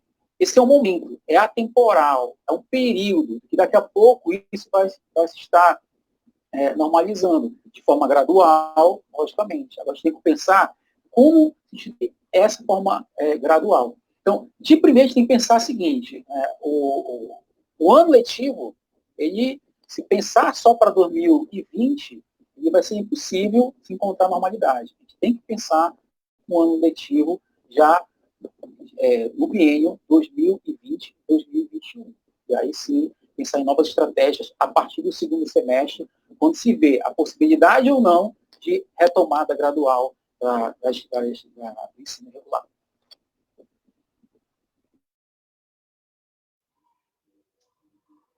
Olha, acho que é a minha vez, né? Deixa eu retomar aqui então. Tem algumas perguntas que eu acho que são para o campo de debate. Tamires, posso? Tamires está voltando aí. Deixa eu só nossa moderadora liberar. Não, sim, pode. Vai que é sua, professor. Tá bom, vamos lá então. Assim que estão colocados aqui, que são debates que a gente tem feito ao longo desse período. Primeiro assim, sinceramente, e aí quando a gente tem alcance em algumas coisas a gente fala, e quando a gente não tem, a gente não é que se cale porque não tem defesa do que dizer mais amplo, mas diretamente ligado. Como é que eu faço em relação aos professores que são do setor privado? Não estamos negando aqui a necessidade de sobrevivência desses companheiros e que eles são ameaçados da sua subsistência. É muito preocupante, de fato. Olha, eu estava conversando com os professores, os companheiros que são ligados ao Simpro, e eles estavam colocando que o aumento agora da carga laboral tem sido muito maior com a educação, com essa lógica da não presencial mesmo. Porque, primeiro, não tem uma regulamentação. Então, não tem horário. Como eu falei, tem pai, mãe, ou mesmo aluno, dependendo da situação que ele vive, aquele 10 da noite, 9 da noite está entrando em contato, os professores estão simplesmente adoecendo com isso. adoecendo literalmente. Isso é um problema. Agora, como é que dá suporte do ponto de vista financeiro? A garantia do salário, a garantia do emprego, isso é um desafio, um debate que tem que ser aprofundado, de fato, com o setor privado, inclusive, porque o interesse do patrão não é preocupação, talvez tenha, claro, não vamos generalizar, mas na regra, dos grandes grupos especialmente, não é com o seu trabalhador funcionário, é com o seu lucro, com a sua clientela, como disse Ross, não com os alunos, não com os estudantes, não com os seres em formação, mas com a clientela, com um produto que eles oferecem, que é a educação, se chamando de mercadoria, e que tem um preço a ser pago por ele. Se não está sendo oferecido esse produto, não pode se pagar pela mercadoria. Essa, inclusive, é o rebote, né, dessa lógica de transformar a educação em mercadoria. Então, é um desafio, sem dúvida nenhuma. Mas eu não tenho, nesse momento, o que fazer para essas pessoas. Logicamente que juridicamente existem, e aí eu te aconselho a quem fez a pergunta também procurar, porque quem está mais direcionado, até queria sugerir, se for ter outro momento, a gente chamar para discussão o Marcelo, que é da Comissão de Educação da OAB. Ele é um companheiro que tem muita leitura sobre isso e ele tem assessorado, inclusive, esse debate da educação privada sobre a defesa de direitos que não podem ser retirados, ou então não pode ser demitido sumariamente o trabalhador. Mas é um debate, de fato, nevrálgico, tenso. Né? Assim como é para a rede pública, o debate da tentativa de congelamento salarial, de redução salarial, de redução de direitos que historicamente foram conquistados com muita luta, com muito enfrentamento, com muita dificuldade. E até hoje, fizeram uma pergunta do piso aí no meio, ou se me mandaram como orientação para falar também, né? Tudo está em risco nessa lógica. Olha, o pessoal está vivendo, é por isso que eu queria dizer, está vendo uma discussão de uma quebra de paradigmas do que foi esse processo nosso democrático. Tem alguns autores que dizem que a gente fecha um ciclo na nova república, de 84, 86, quando foi 88, depois da Constituição, até 2020, 2019, quando veio essa nova forma. 2016, começou a se fechar um ciclo da nova república. E esse paradigma dos direitos, da forma como a gente vê a política, estão sendo questionados mundialmente. Né? Essa lógica da intolerância, do achismo, do combate à ciência, do terraplanismo, tudo isso que a gente está vendo de absurdos, são situações que estão tensionando, né, o imaginário popular para modificação de paradigmas mesmo. Né? Tem um governo completamente inepto em relação à ciência e à tecnologia e à educação. E aí não me admira a fala de um ministro como esse que a gente tem, desse quilate, né, dessa falta de qualidade que a gente tem hoje, um absurdo como o Entraub, e eu mesmo fala de um Mazili daquele, não sei se o pessoal viu, inclusive é uma proposta de uma nota de repúdio sobre a fala dele, desqualificando completamente professores e professoras no Brasil inteiro, dizendo que são professores, são pedagogos porque eram os mais burros, eram os que não tinham o que fazer, fizeram era o que tinha disponível para eles, já aquilo. Então, é um absurdo de desqualificação, de respeito à educação, mas não é à toa. Eles não falam isso da boca para fora ou porque querem ganhar likes. Isso é uma disputa de narrativa, uma disputa de subjetividade com o povo que está acontecendo. Então, queria fazer um paralelo, já vou tentar responder algumas perguntas, sobre uma questão que eu tenho anotado muito, para concluir essa parte do entendimento sobre renda básica, sobre a necessidade de suporte. Fundamentalmente, os países da América Latina, que têm casos muito abaixo do que o Brasil, fizeram uma política forte de isolamento, e políticas sociais para dar suporte, ou suspensão de contas de água, de luz, de telefone, a questão de garantia de algum tipo de renda básica, para poder garantir o isolamento. Né? E a disputa de narrativa do presidente é muito violenta, porque ele aponta o seguinte: tu quer trabalho, tu quer viver, né? Saúde ou é trabalho, ou é a tua renda? Não pode ser essa lógica colocada numa balança. Olha, vou me arriscar porque eu tenho que sobreviver. Né? Não deveria ser essa lógica numa democracia, inclusive. Mas, infelizmente, ele faz isso porque ele está pensando, inclusive, no pós-pandemia para capitalizar algum tipo de discurso para a crise inevitável que vai se aprofundar nesse país. Mas vejam bem como essa crise é projetada. Só para fugir um pouquinho, mas volto para o tema já, porque tem a ver com o tema global. O governo federal, no dia 19 de março, dia 18, começaram as suspensões de atividade de isolamento na região norte, no Brasil inteiro, a maior parte. 19 de março, abriu pelo Banco Central um socorro aos bancos, na ordem de 1,2 trilhões de reais. Talvez muitos nem saibam disso aqui. 1,2 trilhões de reais para socorro do setor financeiro nesse país, que já é o que mais lucra, que é o que... Certo? Esse valor, até fiz esse debate outro dia numa live, se dividido pela população brasileira, cerca de 200 milhões de habitantes, Robson, daria, professor Robson, daria 10 meses para todos e todas as brasileiras, 10 meses do auxílio emergencial de R$600, todos e todas, de 0 até 100 anos, todos, 206 milhões de brasileiros, eu arredondei para 200 milhões, por 10 meses receberiam auxílio emergencial, todos, mas priorizaram os bancos. Os 60 bilhões agora dessa batalha para o empréstimo, para o socorro, estados e municípios, que tem a ver com a lógica da discussão da educação, tem a ver com a lógica do suporte para que tenham políticas de amortecimento do impacto que é essa crise. Está uma batalha na Câmara porque o governo federal quer que vete reajuste de servidores públicos, tratando como se fossem privilegiados. E disseram, olha, são gente que não perderam nada, todo mundo tem que perder alguma coisa. Então eles têm que perder também alguma coisa, certo? 60 bilhões significa dizer, voltando a esse cálculo que eu fiz de 1,2 trilhões, se todo ano o governo federal socorresse estados e municípios com 60 bilhões, seriam 20 anos de socorro. Robson, é o tempo da emenda constitucional 95 que violentou os recursos públicos para as áreas sociais. O SUS perdeu 20 bilhões ano passado. É disso que a gente está falando, né? Desse processo de violência contra o povo trabalhador. Então, isso está concatenado, é claro, na lógica da política da educação, porque a educação ela é essencialmente disputa de visão de mundo. Por isso o discurso de que a escola, né, que tem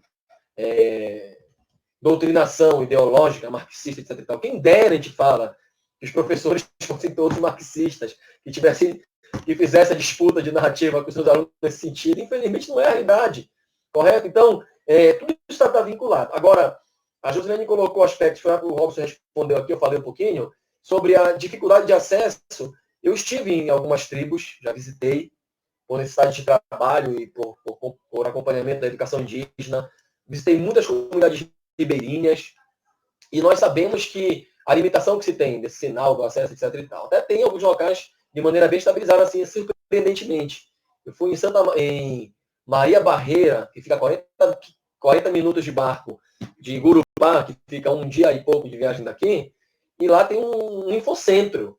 Mas é uma exceção à realidade que nós temos nessa realidade amazônica que nós vivenciamos. Então, é claro que tem um impacto significativo às populações tradicionais. E a defesa do imaginário do que é essa defesa da Amazônia, a partir da lógica do direito do território, dos povos indígenas, dos seus valores, suas tradições, é fundamental no processo educativo. Então, a disputa, quando o ministro fala isso, também narrativa para violentar ainda mais os povos tradicionais da Amazônia e do Brasil inteiro. Então, a gente tem que estar entendendo que as falas não são descontextualizadas.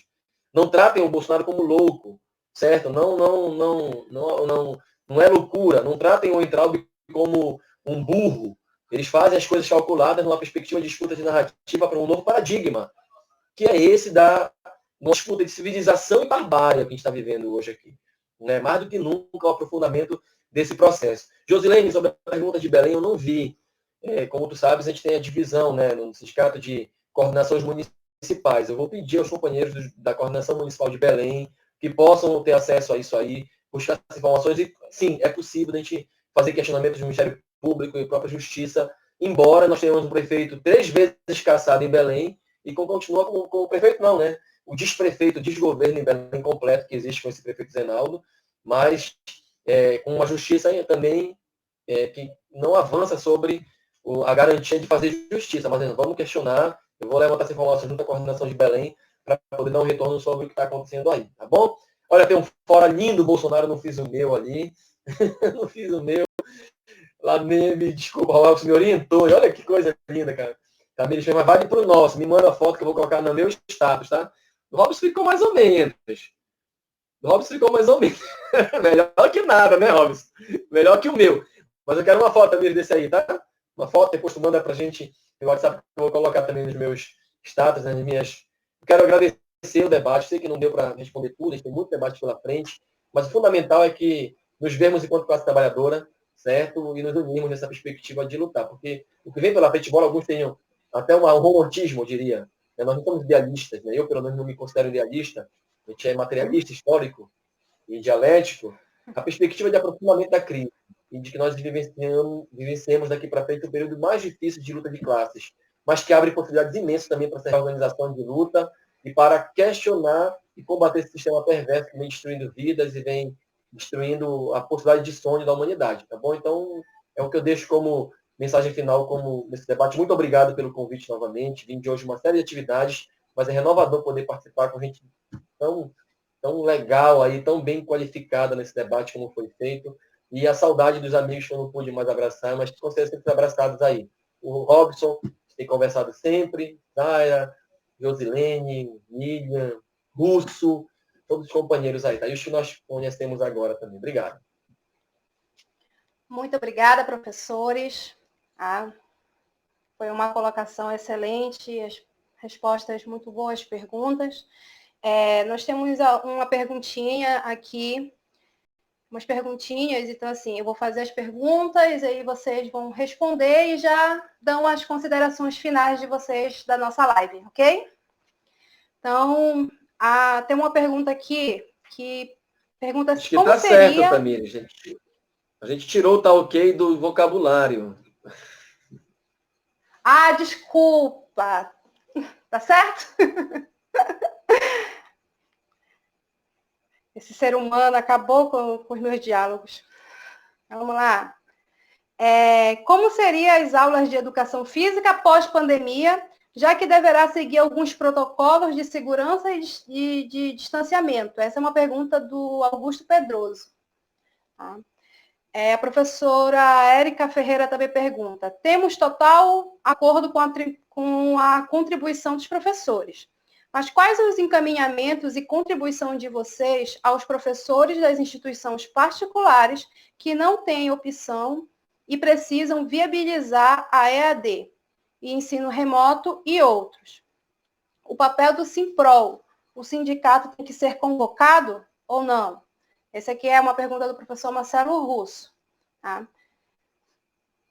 E a professora Lilian também, ela faz uma colocação em relação às famílias, né? Que ela diz que as famílias, os pais não têm condições efetivas de orientar as crianças na tarefa, né? Por muitos não têm tido acesso também às escolas, né? Então, no caso, as políticas públicas também, elas tendem a trazer exatamente isso para as famílias, né? A família, ela é o berço social do indivíduo.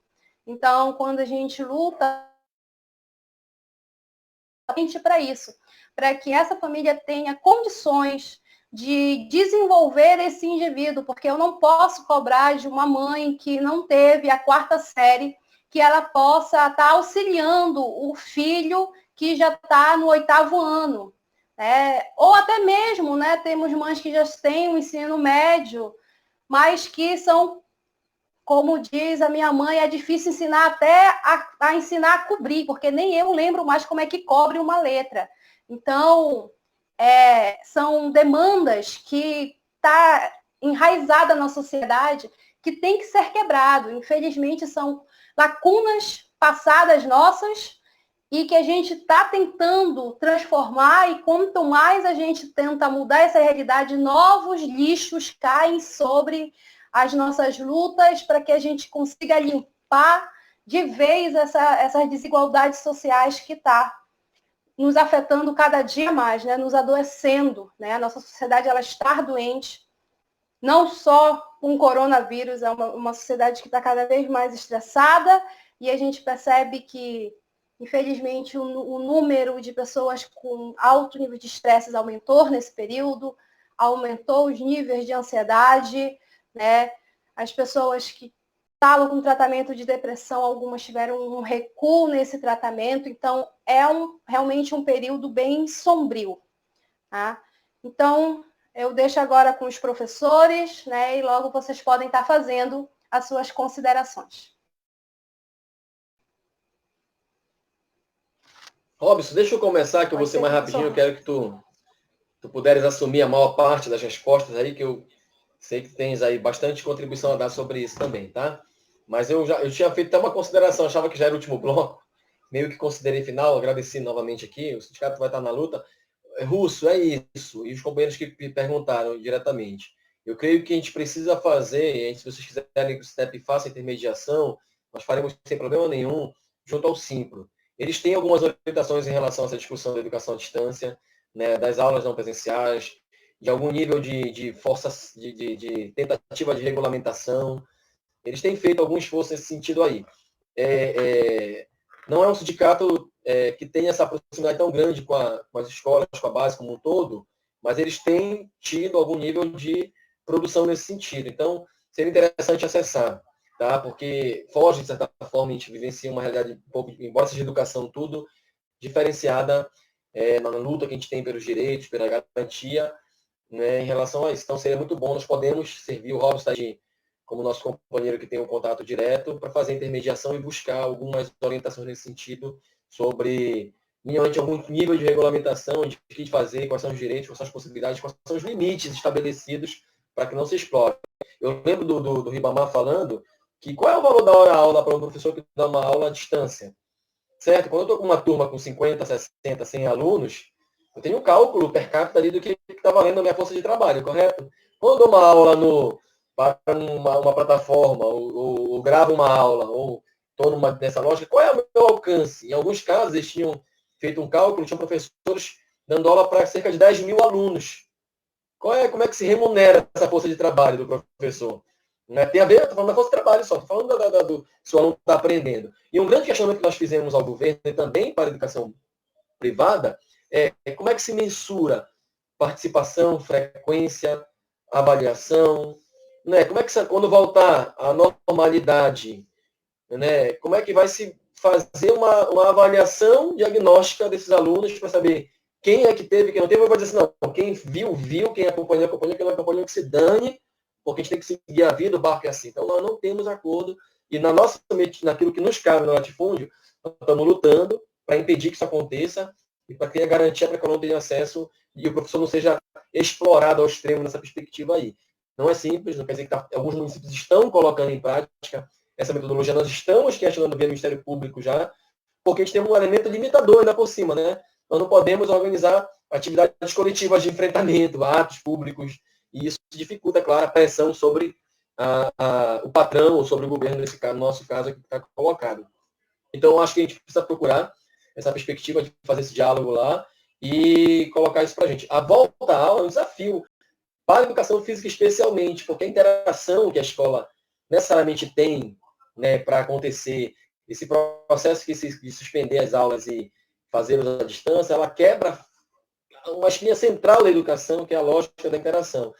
E na educação física, nós defendemos historicamente isso, essa relação do afeto, das relações de toque, de solidariedade, de construções de cidadania. Isso, de fato, é um desafio. Eu creio que é um debate para um próximo momento que a gente possa formular proposições para estabelecer orientações para a nossa companheirada. Você deve, inclusive, fazer um debate sobre isso, se for o caso, construir possibilidades de atividades, tantas atividades que muitas vezes são, logicamente, sala de aula, mas as que são as práticas, como a gente chama, né, corporais, como é que a gente vai fazer tentando se adaptar. Uma coisa é certa, Robson tocou no assunto, tudo isso é uma situação excepcional. Né? Ainda bem, a gente pode dizer que isso não, a tendência é que isso não seja uma regra no futuro. É para um período curto, relativamente historicamente de tempo, de 6 meses, talvez aí uma readequação dessa prática. Mas é um desafio, sem dúvida nenhuma, que a gente precisa se debruçar e construir proposições. E a gente está disposto a participar do debate também sobre isso, né, para pensar uma readequação dessa prática corporal aí, à luz dessa limitação que a gente está tendo hoje por conta desse processo que a gente está vivenciando. Tá bom? Mas agradeço novamente o convite, deixo para o nosso companheiro Robson para concluir esse debate maravilhoso que a gente participou.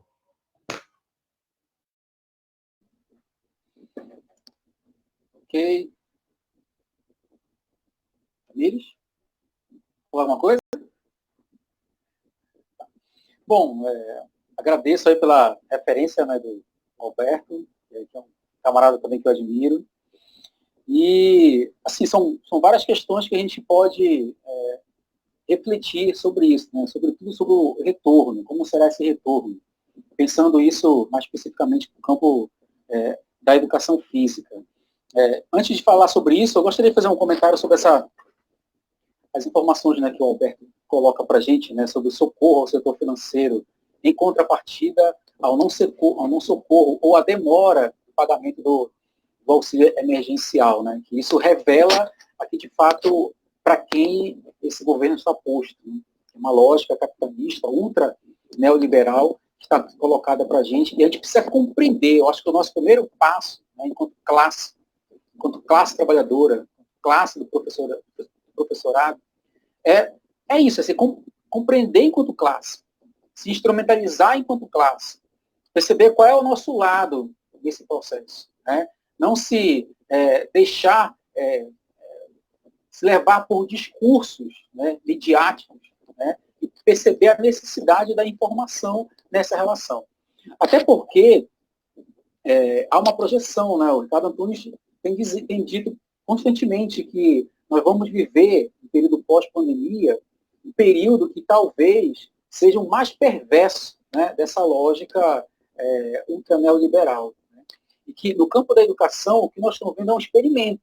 Nada é mais do que um experimento. Então, você está se experimentando como é que isso pode ser constituído na educação daqui para frente, para poder potencializar a relação público-privada, para poder potencializar a diminuição do conteúdo, a precarização da educação pública, a exclusão dos alunos, né, da educação escolar, né, o não acesso do aluno à universidade, a tentativa de se manter o Enem, é claro que era uma lógica nesse sentido, né, de instituir o darwinismo social, né, para que isso não se constitua. Então, isso depende de quê? Para que isso não aconteça. Depende da nossa articulação, depende da nossa mobilização, depende da nossa instrumentalização. Né? Então, isso é o central nesse processo. Né? Então, se a gente pensar a educação especificamente, qual é a nossa bandeira de luta? O que a gente tem que ter como referência para poder, nesse período que nós estamos vendo de pandemia e até pós-pandemia,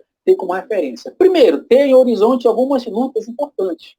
A primeira é a revogação da emenda 95. A gente tem que ter isso como uma bandeira de luta nos movimentos sindicais, né, nos partidos políticos, nos movimentos sociais, no movimento estudantil, né, nas bases. Tem que entender que a revogação da emenda constitucional ela é emergencial, é para ontem. E se isso não acontecer, o discurso de que não há dinheiro para a educação ela vai se constituir enquanto verdade.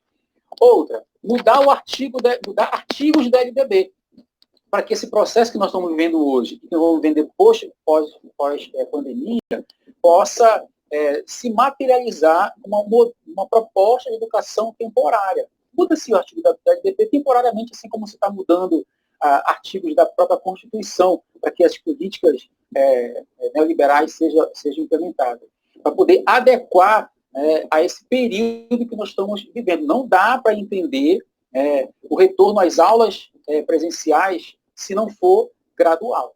Não dá para entender o retorno às aulas presenciais se não for com uma redução significativa dos alunos. Né? E aí, respondendo um pouco a pergunta que fizeram sobre como vai ser a aula de educação física após a pandemia. Se a gente pensar no horizonte como referência, a redução de alunos com garantia de EPIs para os professores e para os trabalhadores da educação, a gente minimamente pode desenvolver um contato presencial, uma relação com os conteúdos da educação física, o ensino desses conhecimentos, a contextualização e a vivência, né, prática desses conhecimentos. Então, a gente precisa entender isso, pensando, logicamente, que o nosso ano letivo ele não pode se constituir apenas no ano de 2020. Né? Devemos considerar também a antecipação, devemos considerar que a antecipação das férias, ela não é produtiva, porque nós não estamos de férias, né? As férias que foram constituídas aí pela medida provisória presidencial do presidente da República, desconsiderou que nós estamos vivendo um período de isolamento social, né? Que nós estamos adoecendo, que nós estamos com a intensificação do trabalho que está no setor privado, que muitos professores que do setor público, que está de férias, está em atuação no setor privado, que é o meu caso. Né? Eu estou atuando no setor privado, né, e estou sentindo na pele a intensificação do trabalho, a precarização do trabalho, a relação não produtiva com o ensino remoto, né, percebendo que o desenvolvimento educacional nesse processo ele é desqualificado. A gestão pública e os dirigentes das escolas privadas precisam considerar que o ensino remoto não pode ser entendido como uma carga horária obrigatória. Né? Ela é um momento de informação, um momento de diálogo com os alunos, né? De tratar esse processo não de maneira obrigatória. A avaliação, ela não pode ser constituída como uma estratégia de manutenção de relação do aluno com a escola. Né? A principal preocupação por meio dessa estratégia de ensino deve ser a oferta de atividades informacionais, como eu havia falado, de natureza extraordinária, com desenvolvimento de conhecimentos básicos via online, como vem sendo feito, mas não com obrigatoriedade que estabelecendo. Então, pensando isso em um processo a qual a educação privada está instituída. Para a educação pública, essa realidade não cabe. Não cabe por conta dos dados que a gente colocou aqui em relação ao acesso à internet e aparelhos tecnológicos. Até mesmo a aluno do ensino privado. Eu tenho alunos que não estão conseguindo acessar as aulas, não estão conseguindo acessar as plataformas, porque eles só conseguem fazer isso via celular. No celular não tem uma internet de qualidade que ele possa acessar a plataforma. Estava conversando com uma colega professora da Lepel, dizendo que ela teve um aluno, tem um aluno que está orientando, que ele está escrevendo o seu TCC pelo celular. Imagina o que é a pessoa escrever um trabalho de conclusão de curso pelo celular. Né? Eu imagino que muitos dos meus alunos também estejam passando por essa mesma realidade. Né? Então, não tem como a gente ter um nível de exigência, né, estabelecido na avaliação tradicional, muito menos ter o próprio avaliação. Então, é necessário também que haja um encaminhamento de materiais didáticos impressos com responsabilidade da instituição, do Estado, direcionado aos alunos. Não se deve ter como referência a reprodução de que acontece no ensino regular. Isso é fundamental. Não se deve exigir a frequência dos alunos. Não tem como exigir frequência de alunos se tem dificuldade de acesso, né, às aulas, se tem dificuldade de acesso à plataforma. Né? Então, isso é fundamental. A gente precisa ter isso como referência. E aí como então a gente pensa do lado do setor empresarial? Como pensar no setor empresarial, porque está com essa dificuldade também, passando por essa dificuldade econômica. Então, os proprietários das escolas privadas precisam ter acesso a políticas públicas de financiamento, né? De empréstimos com juros para poder garantir o pagamento dos funcionários. Tem países na Europa, né, países capitalistas, países centrados no capitalismo, que estão pagando parte do salário dos professores. Isso é uma lógica neokeynesiana, né, social-democrata, que precisa ter como referência dentro do capitalismo. Né? Estamos dentro do capitalismo vivenciando essa possibilidade. Então, a possibilidade dentro do próprio capitalismo de se constituir tudo isso. Já estou finalizando, Tamira, só plaquinha aí para avisar, né, para poder ir fechando. Já estou fechando.